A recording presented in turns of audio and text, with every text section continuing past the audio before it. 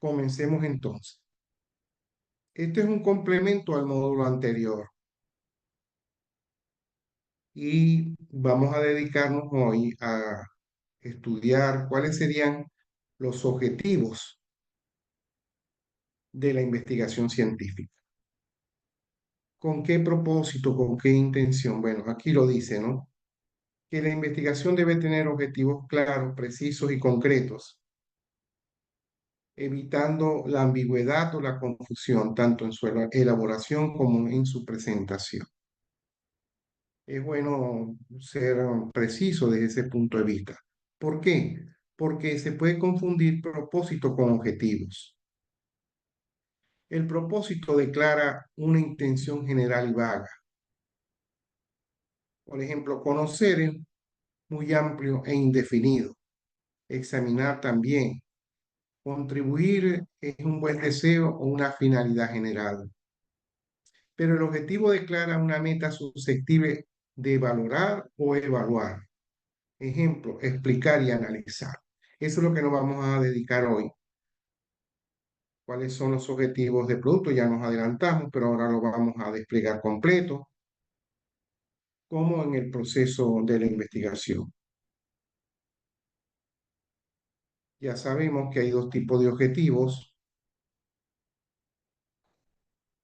El objetivo final, los finales o de producto, y los objetivos de proceso. ¿Cuáles son los objetivos terminales? Bueno, aquí tenemos un despliegue que va objetivos de describir, explicar, interpretar o significar, y la parte de predicción correspondiente a el pronóstico, la planificación y el modelaje, y luego la intervención o la organización en la realidad.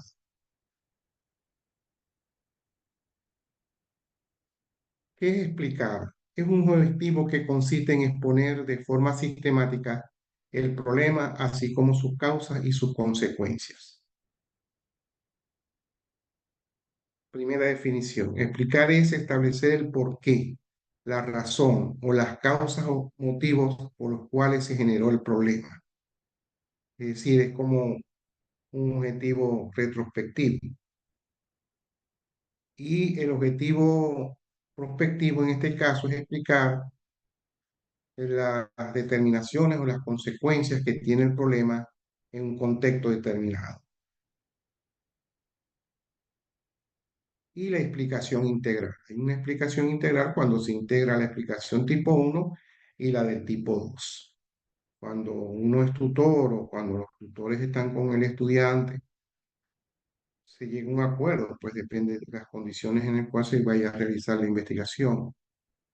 Pero esto es las tres formas de generar una explicación: hacia atrás, hacia adelante o la integral.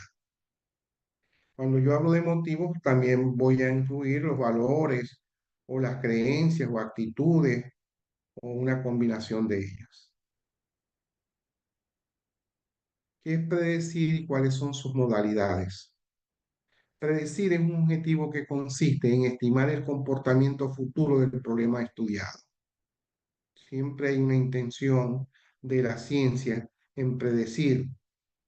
Muchas personas señalan que eso es imposible porque la realidad es muy cambiante. Sin embargo, hay modelos estadísticos, matemáticos que podrían estimarse. Por ejemplo, aquí en España, el pronóstico del tiempo es vital porque estamos en las cuatro estaciones y las cuatro estaciones varían mucho. Sin embargo, la mayoría de las veces acierta. Y cuando no acierta, entonces inmediatamente en el día en que no han acertado, empiezan a hacer las predicciones sobre las nuevas condiciones que se están dando. Muy bien. Hay tres modalidades de la predicción: pronosticar, planificar y modelar. Hay unas diferencias con respecto a cada una de estas formas de predecir. El pronóstico Es una forma de predecir un fenómeno teniendo como base el comportamiento que ha tenido, más las nuevas circunstancias donde aparece. Se hace una proyección de los fenómenos, para ello se utilizan modelos matemáticos y estadísticos. Ejemplo, pronosticar el tiempo, como acabo de decir, o pronosticar el grado de conflictividad de una ciudad, de una región, de un barrio, etcétera. Eso hay una base de datos y sobre esa base de datos se aplica el modelo y tenemos pues el pronóstico. Luego tenemos que planificar es una forma de predecir un fenómeno a partir de la intervención consciente de la acción humana. Ejemplo, planificar una empresa. Cuando se está planificando una empresa, pues hay todo un procedimiento que generalmente lo aporta la gerencia o la administración científica. Luego tenemos el modelaje, que es una acción consciente también, pero de acción para mejorar o activar una comunidad, un barrio, etcétera, etcétera. Entonces, esto es importante porque la ciencia también tiene como ideal la predicción. Es un desafío para los científicos. En el campo, pues, de la vida común se entrecruzan este, formas antiguas de pronóstico, incluyendo el horóscopo, ¿verdad? O todo lo que ellos han inventado para eso, y mucha gente le cree. Sin embargo, la ciencia lo hace sobre el conocimiento de causa, lo hace siempre sobre una base de datos, sobre un diagnóstico respectivo. ¿Qué es organizar o intervenir? Aquí hay un problema en cuanto a la definición. Para evitarlo, yo digo organizar o intervenir, pero aluden a lo mismo. Quizás intervenir pudiera ser calificado como algo coercitivo, quizás, pero tienen la misma intencionalidad. Organizar es un objetivo de acción, de práctica que realiza el investigador en una realidad determinada. Acción que puede tener varios alcances como la conservación, la renovación, la innovación y el cambio en las personas, en las instituciones o comunidades o sociedades, estados, organismos internacionales, etc. Organizar presupone previamente hacer un plan en forma directiva o consensual. Aquí es donde podía haber la diferencia, ¿no? Entre organizar e intervenir. Organizar siempre está bajo el consenso. Quizás la intervención debería ser también, pero a veces directiva o vertical.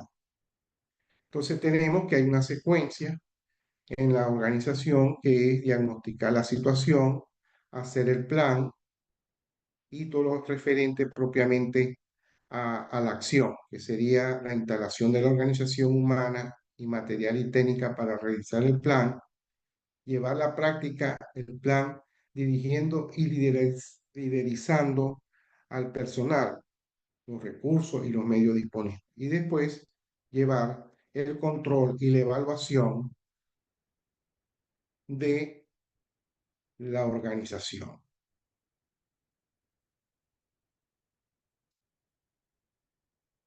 La explicación integral del problema, estableciendo las causas y las consecuencias. Ya lo adelanté cuando expresé que hay hacia atrás la explicación tipo 1, que tiene que ver con varias preguntas. El por qué, la razón o la causa, o las causas o los motivos de algo, y las consecuencias del problema. Esto señalo por lo siguiente, ¿no? Cuando uno está haciendo una investigación, uno puede investigar aplicando la explicación tipo 1. Es la que más se utiliza y es la que más solicitan los tutores de tesis. O también puedes investigar las consecuencias del problema, o puedes investigar pues las dos opciones simultáneamente. Se te complica más la investigación, pero eso es factible. La interpretación o la significación. La interpretación o la significación ha estado dentro de las ciencias sociales una polémica. Yo diría que es desde Max Weber a principios del siglo pasado, en la diferencia entre explicación o comprensión. Y bueno, asumiendo esa tradición de carácter cualitativo, pues la vamos a definir como la determinación de la trascendencia que tiene un fenómeno, un comportamiento, un proceso, un sistema en un contexto determinado. Ese contexto puede ser psicológico. Tú puedes ver la significación, por ejemplo, de la inflación, cómo lo toma la gente desde el punto de vista subjetivo, desde el punto de vista de cómo es su desenvolvimiento cotidiano. Puede ser social, puedes meter las variables de cultura, lo político y hasta lo espiritual. Por ejemplo, puede ocurrir que un estudiante pueda tener altas calificaciones, pero cuando tú le haces una entrevista para que valore, significa para él eso y a lo mejor o significa mucho o no significa nada. Ya no le dejó nada desde el punto de vista de su desarrollo psicológico o personal. Y está asociado con, bueno, la hermenéutica, la semiología y la fenomenología, en tanto que se parte del supuesto que detrás de la realidad percibida existe una esencia. Eso es un aspecto que en el módulo, en el curso avanzado, vamos a estudiar de lo que es la investigación cualitativa. Ahora vamos a estudiar cuáles son los objetivos orientados al proceso de investigación y van a ver las diferencias.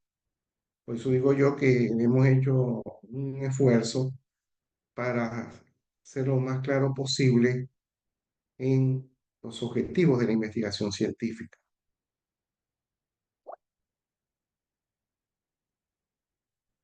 Un objetivo general es el diagnóstico de una situación o de un problema. Pero el diagnóstico, ¿cuánto no puede abarcar y qué no puede abarcar un diagnóstico? Es abierto. Entonces yo digo que es un objetivo que consiste en el estudio del estado o situación de un fenómeno en un tiempo y momento determinado. El estado o situación abarcaría muchos elementos, por lo que amerita aplicar objetivos específicos como los que se explican a continuación. Un espectro, pues, de objetivos que tenemos que saber aplicar en el momento de la investigación. Aquí está. Tenemos la observación, la descripción, el análisis, la síntesis, la integración, la comparación, la inferencia, la conclusión, la predicción, la organización o la intervención. Esto se puede repetir como objetivo final, como objetivo de proceso de la investigación. Luego la evaluación, la cualificación, que abarca la cuantificación y la calificación. Luego la crítica, luego la creación de conocimiento, luego la creatividad, incluyendo cuestiones como resúmenes, eh, cierre del proceso de investigación. Muy bien. ¿Qué es observar? Observar es captar el problema y sus relaciones tal como se presenta en la realidad. Convierte el fenómeno en un dato de la investigación. Esto es importante tener presente. Esto mismo lo dicen los autores originales de la metodología empirista o positivista. Cuando uno observa un fenómeno y se apropia, lo va convirtiendo en un dato. El dato tiene varias características como la unidad de análisis, los valores que va adquiriendo.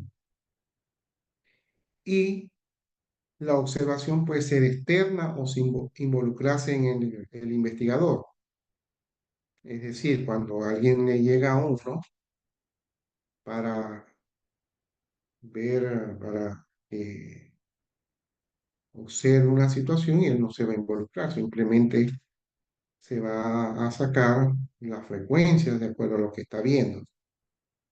Pero también hay una observación participante donde se involucra directamente en el ambiente donde se hace el estudio o cuando el trabajo de campo implica la vivencia total del investigador en ese ambiente. Bueno, eso es importante con un objetivo preliminar.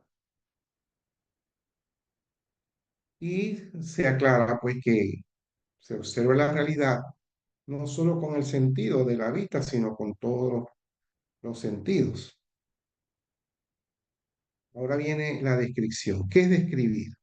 Consiste en determinar los rasgos o características o propiedades de los fenómenos o problemas.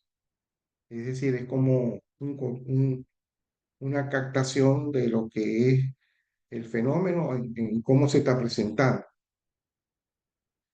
Y por supuesto, la observación es o puede ser descriptiva con respecto al objetivo anterior. ¿Qué es analizar? Aquí viene prácticamente lo bueno, ¿no? De la investigación. Yo lo pongo como objetivo de proceso por lo que voy a señalar a continuación. Analizar consiste en descomponer o identificar las partes de un todo o situación, así como sus relaciones internas y externas. Ya uno empieza a ver el problema y empieza a identificar sus partes, cómo se está organizando, estructurando, tanto interna como externamente. Y analizar es el objetivo por excelencia de la investigación. Es buscando las partes que están implicadas. Pero una vez realizado el análisis, tiene que haber una operación como esta. Bueno, perdón, el análisis pues, puede ser tanto de la realidad como de los discursos. Se utiliza también como un objetivo de analizar las teorías, proposiciones teóricas. Muy utilizado pues en el ámbito del capítulo 2 de una investigación convencional como es el marco teórico. Hay una secuencia del análisis integral. Puedes analizar el problema en base al origen o desarrollo, la estructura o composición, la situación actual y la perspectiva. Estás empezando a hacer el planteamiento y formulación del problema. Tú tienes que decidir si vas a seguir esta secuencia o vas a seleccionar una de estas partes de esa secuencia. Por ejemplo, la estructura o composición la utilizan varios paradigmas, porque es un abordaje sincrónico, es decir, sin tomar en cuenta el tiempo. En cambio, cuando uno ve el origen y el desarrollo, pues son estudios longitudinales que lo utiliza tanto el empirismo como el positivismo y también lo utilizan otros paradigmas. Entonces tú tienes que saber qué estás haciendo en el planteamiento del problema, hacia dónde te vas a ir. Debes de tomar una decisión con respecto a estos puntos del análisis integral. Ahora, ¿qué debo hacer en la operación de análisis? Primero, clasificar y jerarquizar las partes o componentes, los actores, si es una comunidad, las instituciones que vas a estudiar. Luego tendrías que clasificar y jerarquizar las relaciones internas y externas. ¿Cuántas hay? ¿Cuántas puedes captar en el análisis que estás realizando? Luego, determinar las secuencias de esas relaciones. Son secuencias, contradicciones, etcétera. Luego, si las partes o relaciones están completas o están débiles o presentan un vacío. Eso tiene que tener un buen ojo pues para ir haciendo esa captación. Luego, si las partes o relaciones están implícitas o explícitas, o son simples o compuestas o complejas. Y luego que tú tienes eso, tienes que hacer un esfuerzo de inferir o significar el contenido del análisis. Se van juntando pues las operaciones siguientes. Tipos de análisis. Hay un análisis que es simple o básico, como el que acabamos de señalar, ¿verdad? Se dedican más a la determinación de las partes y relaciones de un todo el problema que estás investigando, o el análisis integral ampliado compuesto, que es cuando tú vas integrando el análisis simple con otros objetivos de proceso de investigación, como por ejemplo, hacer un análisis comparativo o un análisis crítico. No siempre que se hace un análisis es comparativo y no siempre es crítico tampoco. Es por eso que yo hablo de integrar varios objetivos en el proceso de investigación. Realizado pues ese análisis, ya tienes todos los componentes, relaciones, tienes ahora que armarlo. Es la síntesis que tienes que hacer, la cual consiste en rearmar un todo, bien sea una situación también, a partir de esas partes y relaciones que has determinado previamente. Hay una segunda definición de sintetizar, que tras haber realizado el análisis en la presentación de una totalidad, sea un fenómeno, situación o sistema en su esencia o aspectos fundamentales en su estructura y función esencial, contribuye a la realización de las conclusiones y de los resúmenes. Por ejemplo, cuando uno lee un libro, tiene que hacer una operación de síntesis. Se supone que ha analizado el contenido del mismo texto de un artículo y luego, para conocer, sin quitarle lo más importante, lo esencial al libro, tú eres capaz de presentar un conjunto de proposiciones que dan con lo que ha sido la lectura que has realizado. También es resumir un texto documento en su esencia y compuesto por una tesis y por lo consiguiente con su justificación, su sustentación y su fundamentación. Esto yo voy a insistir como lo dije ayer, porque a veces por falta de experticia del investigador obvia algún elemento que es esencial para presentar un trabajo o un resumen. Yo digo que generalmente se olaya la fundamentación epistemológica. Y como lo voy a demostrar en el módulo 3 y 4, la fundamentación epistemológica te ayuda a ver la realidad como unos lentes que precisan ver la realidad. No tenerla es, creo yo, que en muchos casos, a menos que la experiencia de la investigación del investigador sea bastante fuerte, se puede perder. Yo me acuerdo que yo tuve un profesor que me había dado clases a mí en pregrado, que, bueno, él hizo mi curso de epistemología por la SOBAC, cuando yo fui directivo de la SOBAC, y era un hombre que para el momento en que estaba haciendo el curso ya estaba jubilado y había hecho libros muy reconocidos, profesor Arias, de sociología, y me dijo que sus escritos hubiesen sido mucho mejor si hubiera tenido claro puesto este panorama epistemológico. Ok, luego de haber hecho el análisis y la síntesis, empieza otro objetivo que es la integración. Podemos definirla con respecto a la realidad y con respecto al conocimiento. Integrar consiste en la combinación de varias tramas de la realidad o varios puntos de vista del fenómeno que estás estudiando o de la composición de las variables si vas a utilizar el lenguaje positivista, y consiste en la presentación de la totalidad dinámica del fenómeno o situación en su estructura, función y relación. Eso es lo que es integrar. Ahora tiene su correspondencia a nivel cognitivo.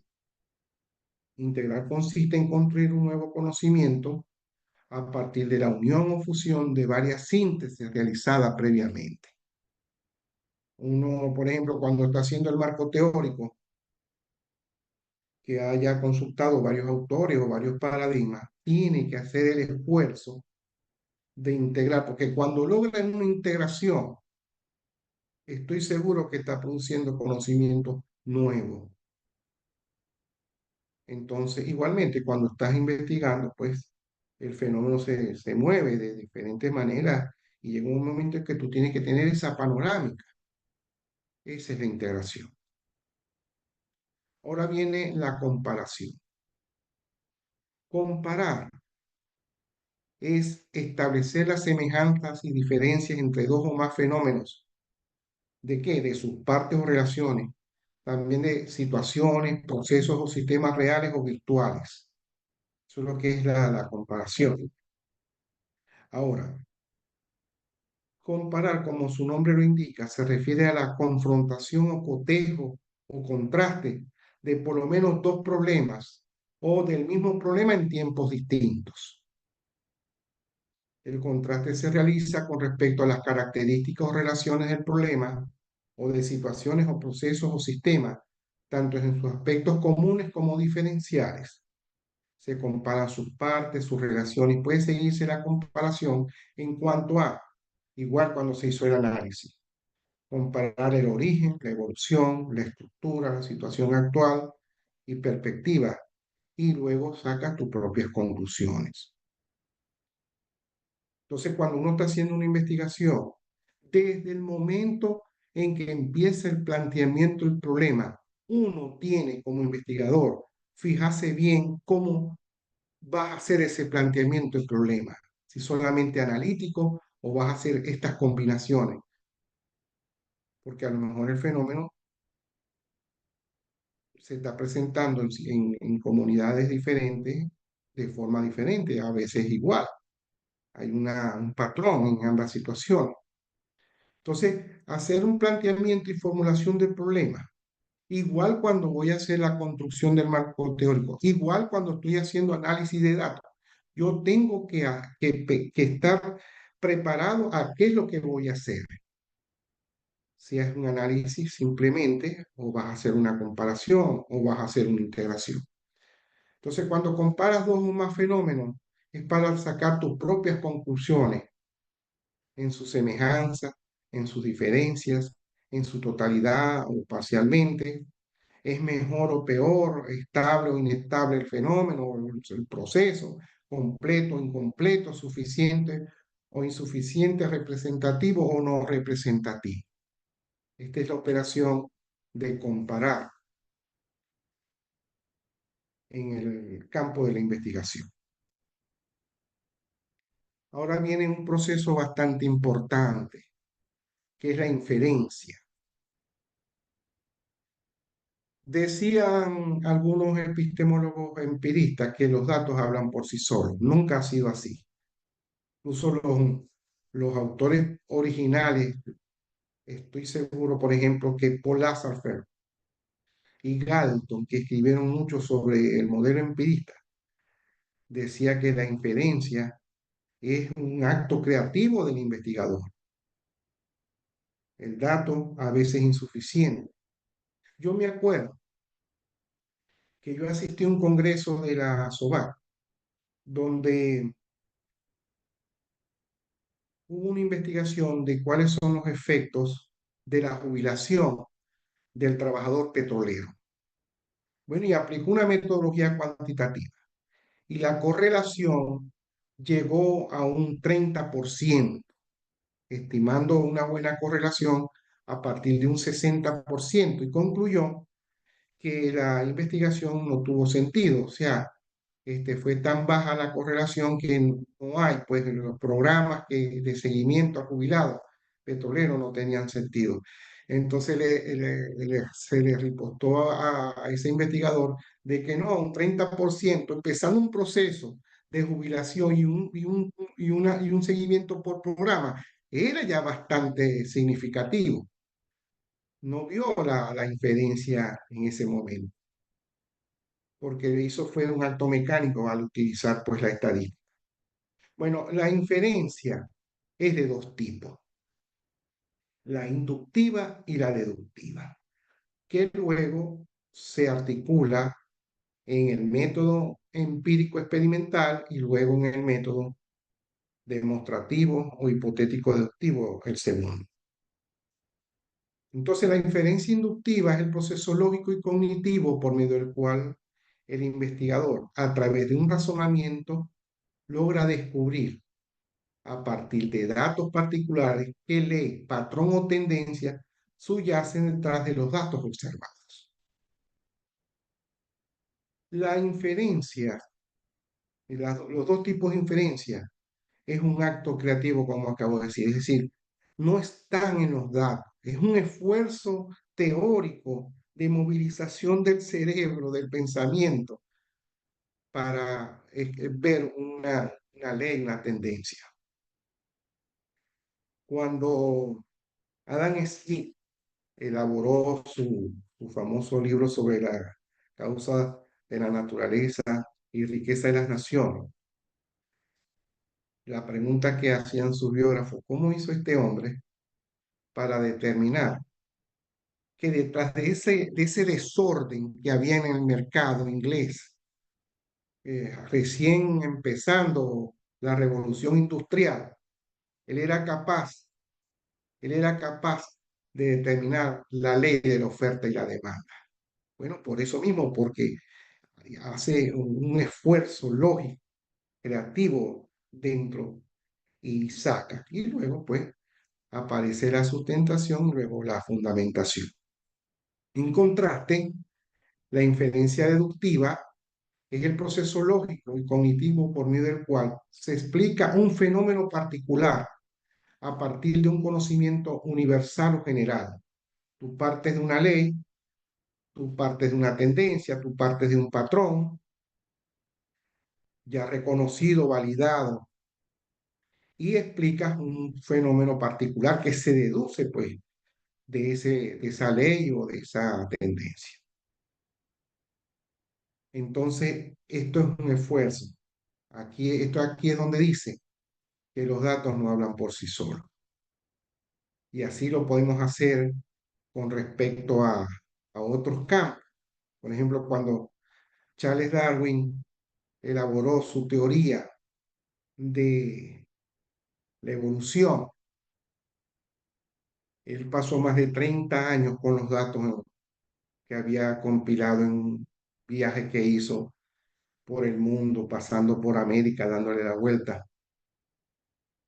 Y más o menos como en el 30, 40 ya él tenía eso. Y dejó pasar el tiempo él tratando de hacer qué es lo que había detrás de todos esos datos. Y leyendo un libro, el de Proudhon, sobre la pobreza, él hace una inferencia y dice, bueno, pero si estos datos lo que está ahí es que hay una ley, bueno, válida o no válida, pues ya voy en el transcurso de este siglo, que es la ley de la adaptación, del Mahat.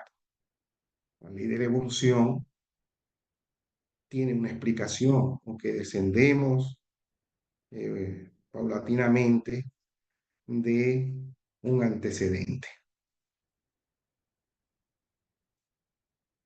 Ahora, hay una combinación y convergencia de los objetivos en la realización de la investigación.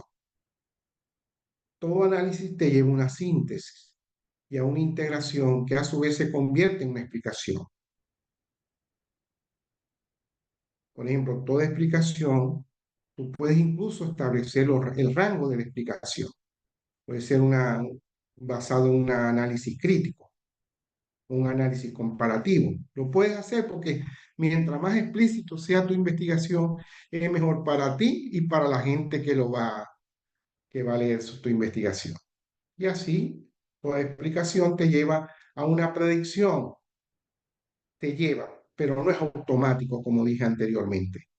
Es un elemento que genera el cerebro, que genera el pensamiento. Y una vez que tenga la predicción, se supone que has hecho una explicación, porque si no sería una especulación. Y así también podemos decir que todo análisis te puede llevar a una comparación y toda comparación supone la realización de varios análisis. Puede combinarse con la necesidad de la investigación, todos los objetivos como la descripción, como la explicación, etcétera. Ahora bien, hay unas dinámicas de combinación de objetivos. El análisis te puede llevar a una explicación. Por ejemplo, en la escala de investigación que hay en las universidades, por ejemplo, a nivel de pregrado puede ser un movimiento de esta naturaleza, análisis con explicación suficiente. Después voy a profundizar esa diferencia, pero puede conducirte a esto sin mayor complicación. Y así hacia la maestría, hacia el doctorado, se va como haciendo una madeja de combinación de objetivos. Por ejemplo, el análisis integra y hace síntesis y luego genera una explicación.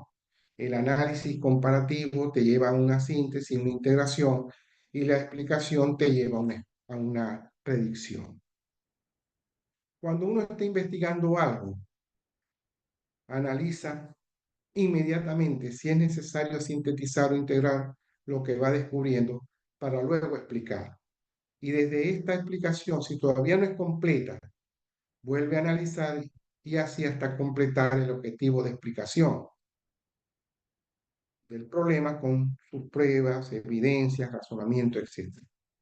Esto es muy importante en la dinámica del proceso de investigación, porque no es lineal. Ojalá que uno empiece a analizar un problema y de una vez logre la explicación, pero a medida incluso que vas aumentando tu escala de investigación, esto es un movimiento, yo diría, además de dinámico, dialéctico, porque a veces uno eh, te puedes encontrar con situaciones que te niegan todo lo anterior y tienes que volver a cero. Yo me acuerdo que cuando estuve en la Secretaría Ejecutiva de la Comisión Central de Currículum de la Universidad del Zulia, con grandes autores como Inés Laredo, Walter Peñalosa, Nerio Vilche, Aranguren, bueno, un equipo exquisito pues que estábamos allí. Yo me acuerdo que ya casi terminando, hubo un problema con la definición de lo que es una materia básica con respecto a una materia general. Se confunden y nosotros tuvimos que ir atrás a reconceptualizar para que quedara claro. Entonces, esa es la dinámica y la dialéctica en cuanto que vas a conseguir pues contradicciones en lo que estás haciendo. Y esto es importante reconocerlo porque ocurre a veces que por tener un compromiso institucional o por la necesidad de entregar resultados rápidos, tú obvias esto y te quedas con un resultado que no es el adecuado o que es simplemente falso.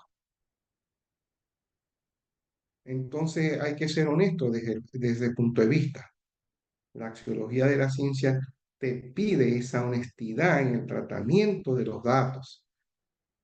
Yo me acuerdo que a raíz de lo que llamaban células madres, unos japoneses presentaron una investigación de lo que era este descubrimiento y luego uso de lo que eran las células madres, que bueno, se sacaron premios, viajaron por todo el mundo. Pero hubo dos científicos en Estados Unidos que replicaron, porque es una de las características que vamos a ver en el módulo 2.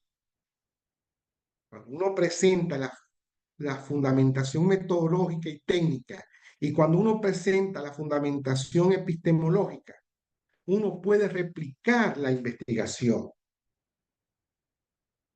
Es decir, si estos fueron los resultados a partir de esta metodología y de estas técnicas, debe dar lo mismo. Bueno, y esos científicos hicieron eso, pero no dio lo mismo de las células madre. Y lo denunciaron. Y bueno, ellos después, estos japoneses no tenían dónde meter la cara porque quedaron como fraudulentos en la investigación. Entonces, este punto es bastante importante a reconocer.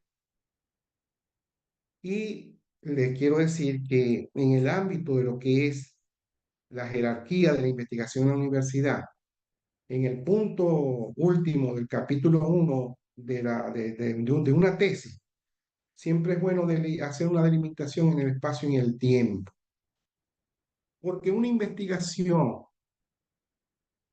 completa no se sabe cuándo va a terminar. A veces dura años, 10 años, incluso a nivel filosófico también. Por ejemplo, Gadamer, el creador de la hermenéutica moderna, hizo su teoría a los 60 años, ya prácticamente había hecho una carrera académica. Entonces, si bien es cierto, uno tiene que hacer una investigación completa, cuando haces la delimitación, entonces tú puedes tener un cierre y decir, bueno, hasta aquí hemos conseguido estos resultados y queda pues para otras oportunidades o otras investigaciones, pues buscar otros resultados.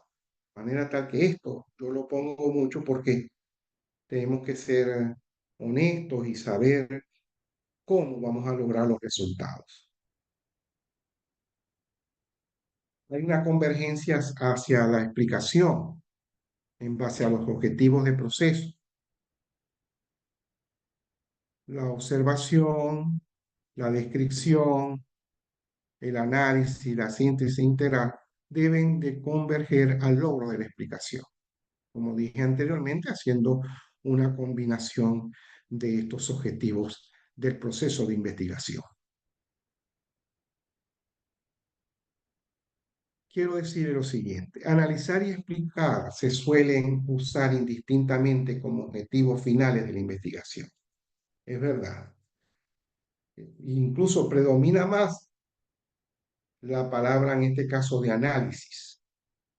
Analizar las tendencias del problema del bajo rendimiento estudiantil o de la delincuencia. Y eso está bien, pero como acabamos de explicar en todo lo anterior, es solo una parte del proceso de investigación el análisis. Un análisis integral abarca que tú combines, como ya hemos dicho, la crítica, la comparación. Entonces, bueno, por eso es que yo hago la distinción entre objetivos de proceso y objetivos finales. No cuesta mucho decir que voy a hacer una explicación o una significación, una predicción, no cuesta. A veces por el ansia de marcarse,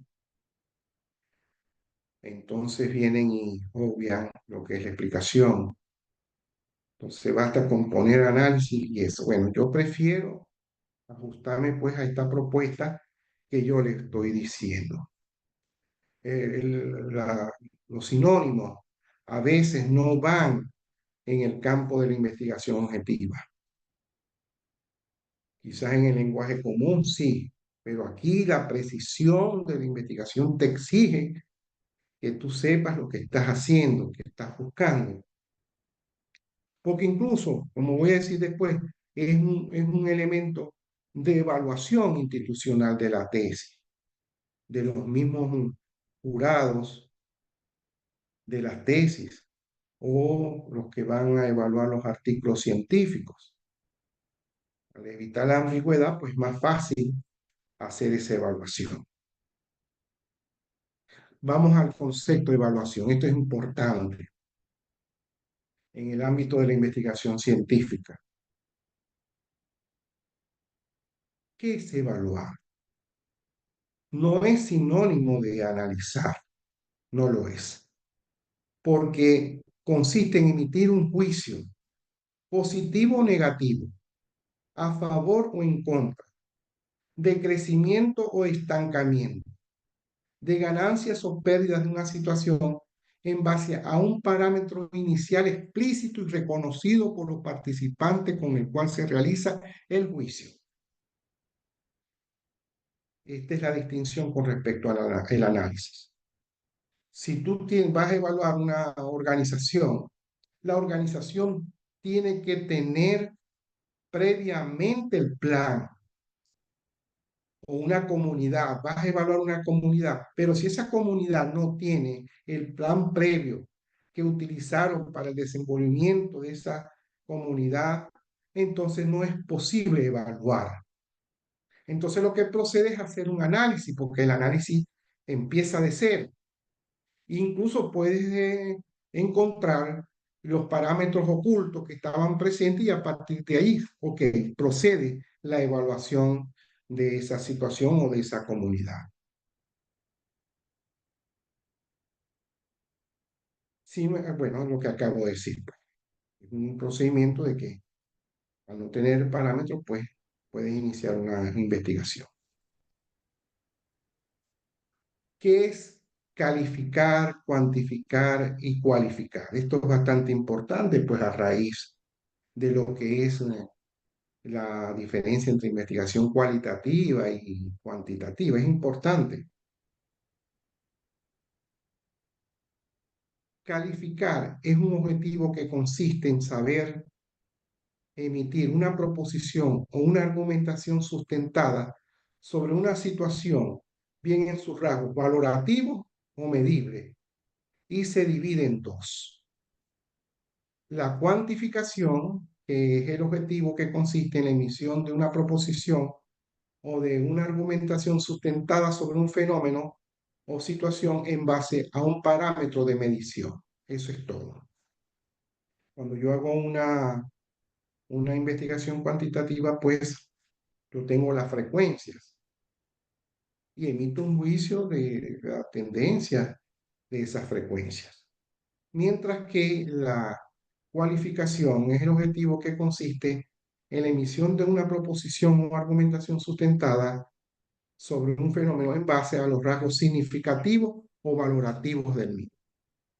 Siempre se ha dicho que el énfasis de la investigación cualitativa más que en el método es en el valor del tipo de problema que se está investigando. Generalmente son problemas que son excluidos de la institucionalidad o simplemente no estudiados por la institucionalidad, porque a veces hay una exclusión de qué voy a incorporar para hacer mi investigación. El clásico ejemplo es el de la participación de la mujer. Generalmente se obviaba pues la incorporación de la mujer en los temas de investigación. Muy bien.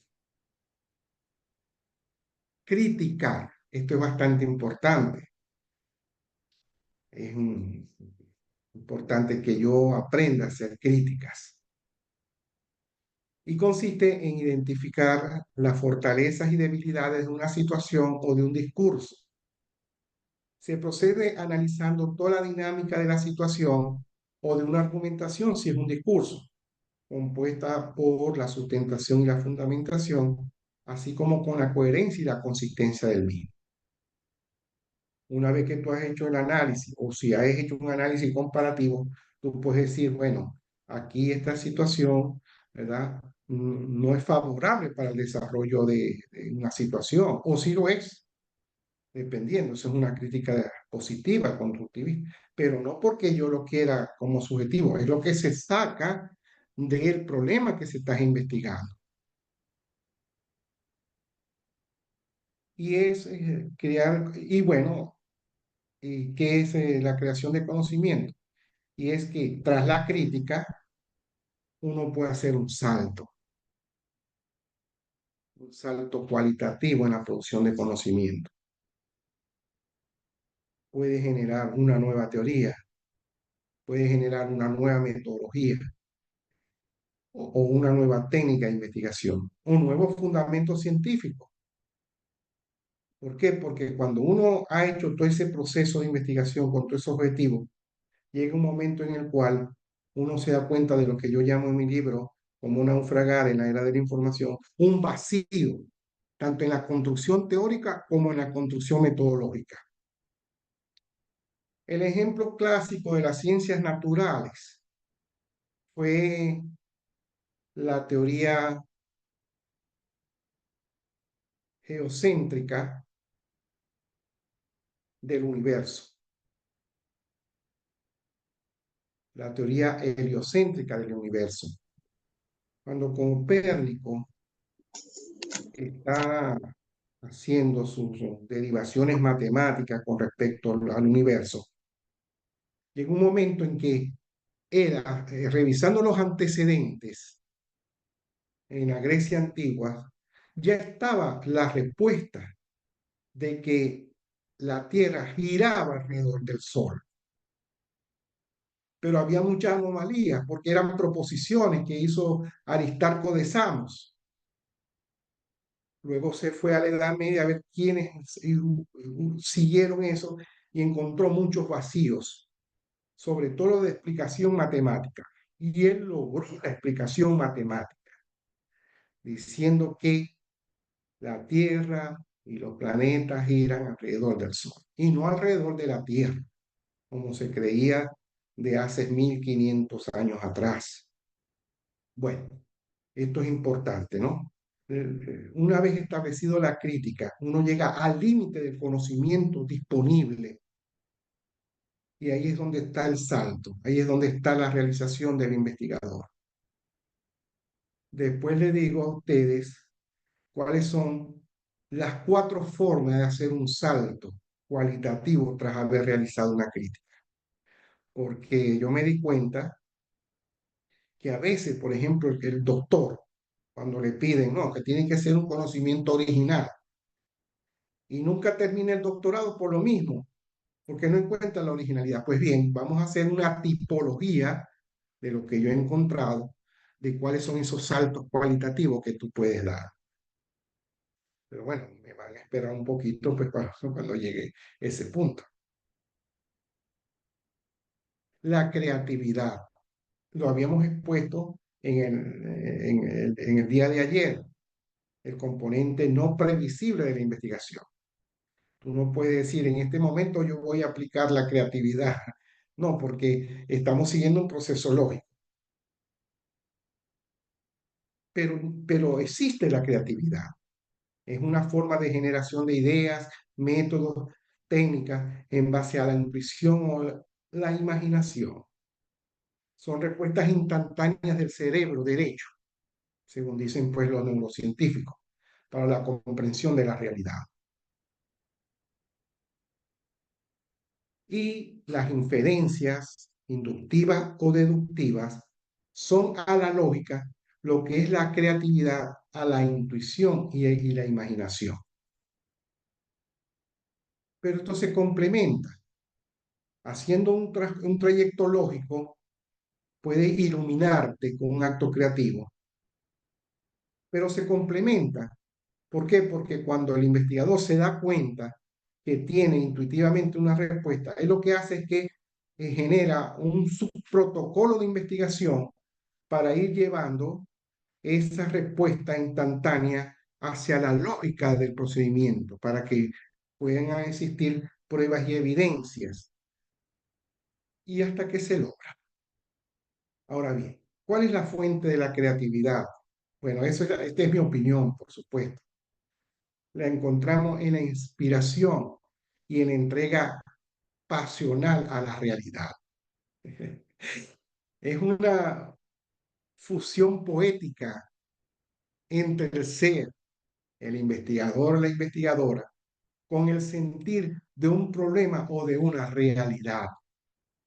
Mira, ahí en el prólogo del libro sobre la física de Frijó Capra, que él dice cómo logró la explicación sistémica de la realidad desde el punto de vista físico, cómo le vino la inspiración estando en unas vacaciones frente al mar. Y así muchos escritores. Es una entrega total, pues que debe ser, yo diría también una especie de enamoramiento, es una fusión de sujeto y realidad. Concluir, esto hay que saberlo, yo lo pongo como objetivo también, porque yo noté mucho cuando estaba asesorando las tesis, de que la persona, el investigador, le daba y le daba y le daba, y teniendo ya resultados, no cierra la investigación. Entonces, eso es un objetivo que yo tengo que tener presente. Se refiere al proceso de razonamiento que indica que toda la investigación ha terminado. Entrégalo, conclúyelo. Ya está saturada la investigación. Se refiere a la noción de cierre de una investigación porque los objetivos se han cubierto o la explicación se ha cubierto. Se ayuda o ayuda a esta conclusión por medio de la síntesis e integraciones de conocimientos que se hayan realizado. Entonces, aun cuando no voy a decir como el objetivo concluir, eso es un objetivo del proceso de finalización de la investigación. Resumir,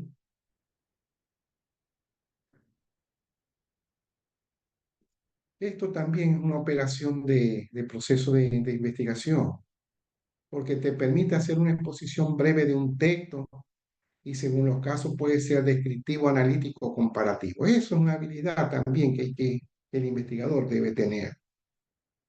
Yo me acuerdo cuando estaba haciendo el doctorado, que un profesor de prácticamente de un día para otro nos mandó a leer un libro de 500 páginas, ¿no? Y nos dijo, bueno, me van a presentar un resumen en una página. Bueno, inmediatamente hubo una crítica, un resentir de los compañeros de estudio. Porque ¿cómo se puede presentar un resumen de un libro de 500 páginas? Y el profesor dijo, si lo comprendes, lo puedes resumir. Bueno, hicieron todo lo posible pues para hacerlo. Ahora bien, ¿cuál es el significado de la realización de un objetivo? Todos los objetivos realizados de manera individual o de manera combinada o integral ya significan producir conocimiento. Y eso es bastante claro porque no es una transferencia, no es una fotocopia, no es una fotografía de la realidad, el conocimiento de la investigación científica. Siempre es producción de conocimiento. Bueno, eso es todo en esta parte pues de los objetivos de finales y los objetivos de proceso.